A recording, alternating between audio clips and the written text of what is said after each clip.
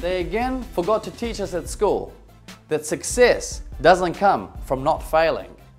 Success comes from failing plenty of times. Success comes as a result of learning from those failures and doing it better.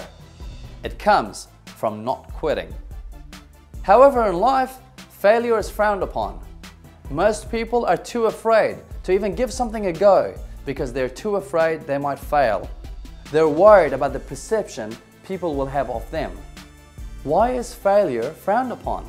Why is it looked down upon? Why? Isn't failure the reason we have breakthroughs and successes? Why is there a stigma to failure? Isn't it the bedrock from which every successful person has come from? This all comes down to the understanding and belief most people have about failure. Most people have been conditioned to run at 1,000 miles an hour away from failure. Those who are successful have learned to embrace it. Because the truth is, in life, no matter how hard you try, you will face failure. Not just once, but plenty of times. But here's what winners know about failure.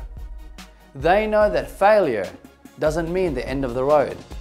If they were hoping to achieve a certain result and they didn't, they see what, where, and how they could have done differently.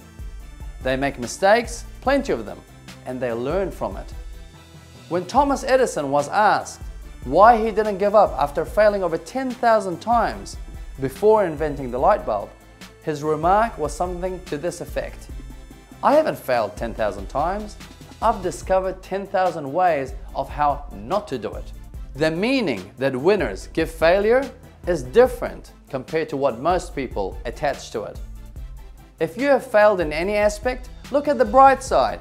You can make a claim to have discovered a way of how not to do something.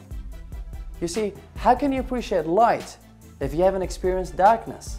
It's by having failures that you can measure success when you achieve it. When the majority of people associate failures as the be-all or end-all, winners know they've simply faced a failure of method, a failure of the process, not a failure of self. So it's important for you to understand and choose the right meaning of failure.